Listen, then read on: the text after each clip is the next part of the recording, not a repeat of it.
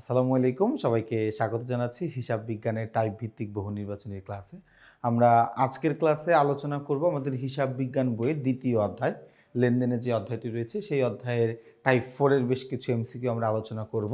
Type 4 এ আমাদের 71 থেকে 92 number সিরিয়ালের এমসিকিউগুলো রয়েছে এবং এই এমসিকিউগুলো কিন্তু আমরা আসলে গুরুত্বের ভিত্তিতে কালো এবং লাল রং করে রেখেছি। দেখো আমাদের 71 নম্বর প্রশ্নে কি বলা আছে, বলা আছে ব্যবসায়ে ব্যয়ের জন্য কোনটি ব্যবহার করা হয়। দেখো আমাদের টাইপের নামটা যদি একটু খেয়াল করে রাখো, টাইপের নামটা হচ্ছে লেনদেনের উৎস ও দলিলপত্র। অর্থাৎ আমাদের যে লেনদেনের 6টা উৎস দলিল আছে, চালান, cash memo, debit voucher, credit voucher, debit note, credit note, এই জায়গা থেকে আসলে আমাদের সবগুলো প্রশ্ন আসে আর কি এখানে। তো আমরা ব্যয়ের জন্য যেটা প্রস্তুত করি সেটা হচ্ছে আমাদের ডেবিট ভাউচার। ব্যয়ের জন্য আমরা যে ভাউচার প্রস্তুত করি সেটার নাম কি? সেটার নাম হচ্ছে ডেবিট ভাউচার। এরপর আমরা আসি হচ্ছে 72 নম্বর প্রশ্নে, জামালের থেকে পাওনা 5,000 টাকার পূর্ণ নিষ্পত্তিতে 4,900 টাকা পাওয়া গেলে এখানে উক্ত লেনদেনের ক্ষেত্রে কোন বাট্টার সৃষ্টি হয়েছে? একটু খেয়াল করে দেখো, জামালের নিকট থেকে আমি পাইতাম কত? আমি পাইতাম 5,000 টাকা।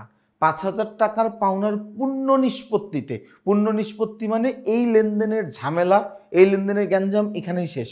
পূর্ণ নিষ্পত্তিতে 4,900 টাকা পাইলাম, পাওয়া গেল আর কি। তার মানে কি আমার এখানে 100 টাকা বাট্টা দিতে হইছে না? আমি নগদ টাকা পাইছি, এই জন্য আমাকে বাট্টা দিতে হয়েছে। মনে রাখবা, যখন আমি নগদ টাকা পাই তখন বাট্টা দিতে হয়, আর যখন আমি নগদ টাকা দেই তখন আমার বাট্টা পাই। তাহলে এখানে যে বাট্টাটা সৃষ্টি হয়েছে সেটার নাম হচ্ছে প্রদত্ত বাট্টা। আচ্ছা, এরপরে দেখি আমরা 73 নম্বর প্রশ্ন, বলা আছে জনাব নাফি বিক্রয় বৃদ্ধির জন্য পূর্ব নির্ধারিত বিক্রয় মূল্য অপেক্ষা কম মূল্যে পণ্য বিক্রি করে থাকেন। এক্ষেত্রে তিনি কোন ধরনের ছাড় দেন?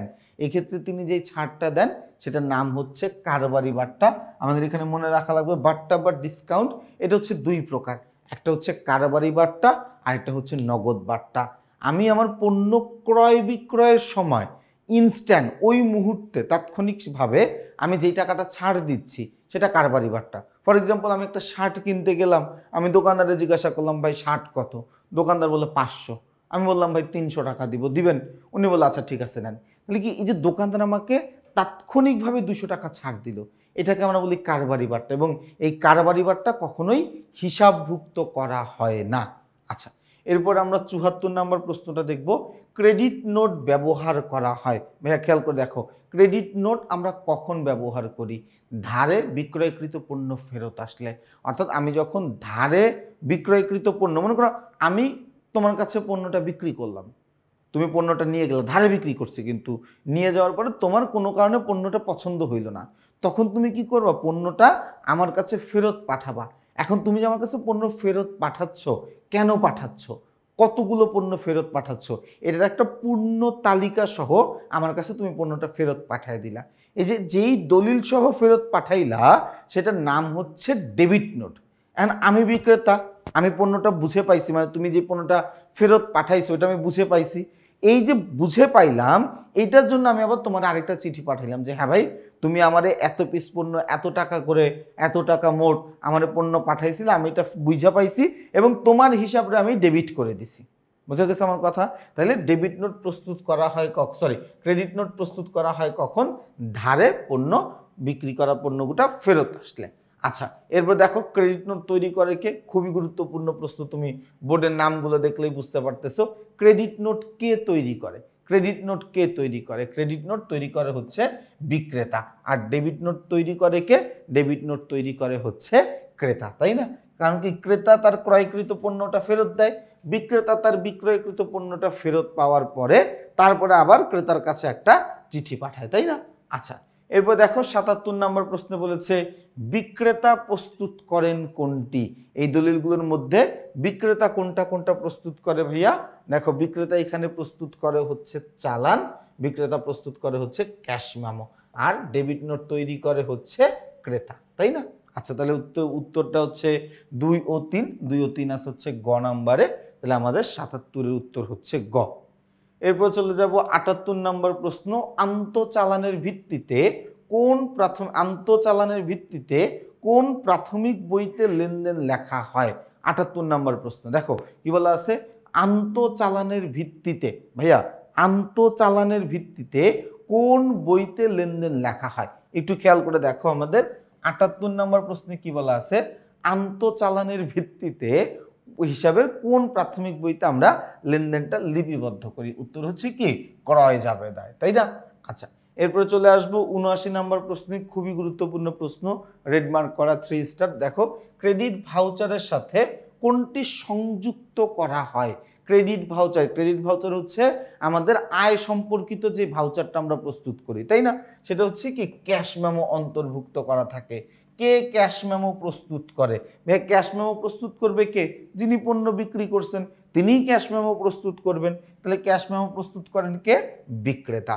এরপরে বলা আছে ভাড়া প্রাপ্তি ৫,০০০ টাকার জন্য কোন দলিল প্রস্তুত করতে হবে? ভাড়া প্রাপ্তি এটা হচ্ছে একটা আয়বাচক লেনদেনের জন্য আমরা ক্রেডিট ভাউচার প্রস্তুত করি। কোন ভাউচার? আয়বাচক লেনদেনের জন্য ক্রেডিট ভাউচার প্রস্তুত করি। ৮২ নম্বরে কি বলা আছে দেখো, ক্যাশ মেমো সাধারণত কয় সেট তৈরি করা হয়? ক্যাশ মেমো তৈরি করা হয় মূলত 3 সেট।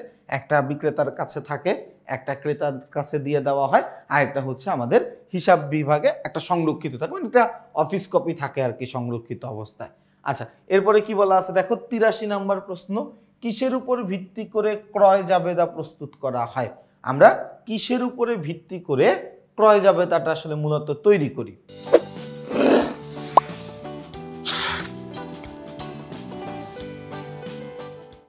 আচ্ছা, কিসের উপর ভিত্তি করে আমরা ক্রয় জাবেদা প্রস্তুত করি? আমরা ক্রয় জাবেদাটা মূলত প্রস্তুত করি হচ্ছে চালানের উপরে ভিত্তি করে। চালানের উপরে ভিত্তি করে আমরা ক্রয় জাবেদাটা প্রস্তুত করি। এরপর আমরা চলে যাব হচ্ছে ৮৪ নম্বর প্রশ্নে, বেতন প্রদান কত টাকা? ৩৫,৭০০। বেতন প্রদান এটা একটা ব্যয়। এই লেনদেনের উৎস দলিল কোনটি? ব্যয়ের জন্য আমরা ব্যবহার করব কোনটা? ব্যয়ের জন্য আমরা ব্যবহার করব ডেবিট ভাউচার।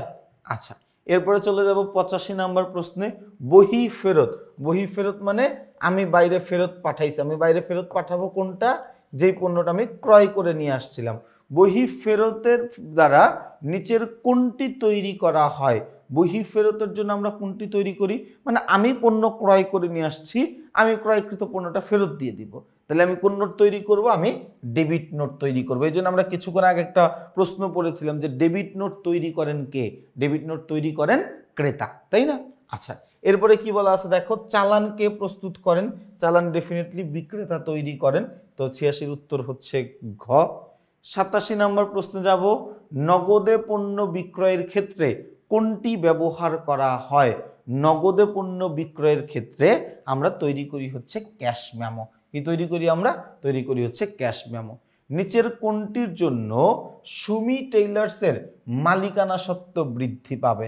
দেখো, মালিকানা সত্ত্ব বৃদ্ধি পাইতে পারে মূলধন ও আয়ের পরিমাণ বাড়লে, মালিকানা সত্ত্ব বৃদ্ধি পাইতে পারে উত্তোলন এবং ব্যয়ের পরিমাণ যদি কমে যায় তাহলে, তাই না?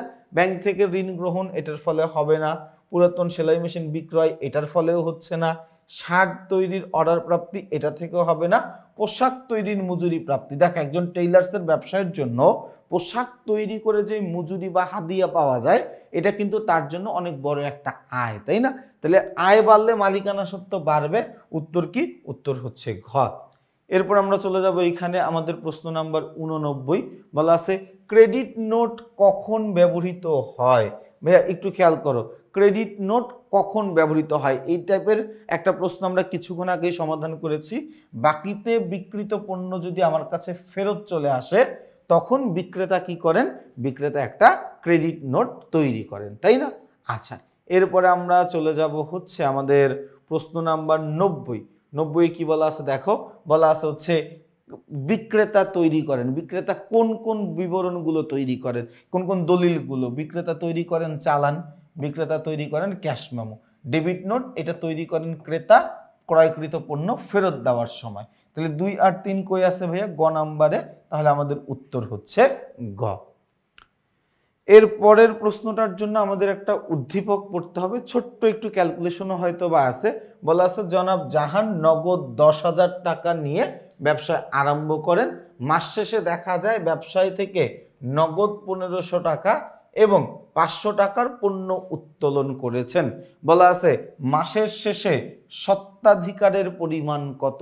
মাসের শেষে স্বত্বাধিকারের পরিমাণ খুবই বেসিক একটা অঙ্ক। দেখো, মালিক মূলধন হিসাবে দিছিল কত? 10,000 টাকা। মালিক বছরের শেষে নিয়ে গেছে কত? 1500 যোগ 500, 2000 টাকা। তাহলে আমার থাকতেছে কত? 8,000 টাকা। এটার আমি ক্যালকুলেশন করে দেখাইলাম না। বছরের শুরুতে মালিক মূলধন দিছে কত? 10,000 টাকা। সারা বছরে বা বছরের শেষে মালিক 1500 যোগ 500, মোট 2000 টাকা ব্যবসায়ী থেকে নিয়ে গেছে। তাহলে এখন ব্যবসায়ে মালিকের মূলধন বা মালিকের দাবি বলতে ব্যবসায়ে কত টাকা আছে? 8,000 টাকা। তাহলে 91 এর উত্তর কত? উত্তর হচ্ছে খ।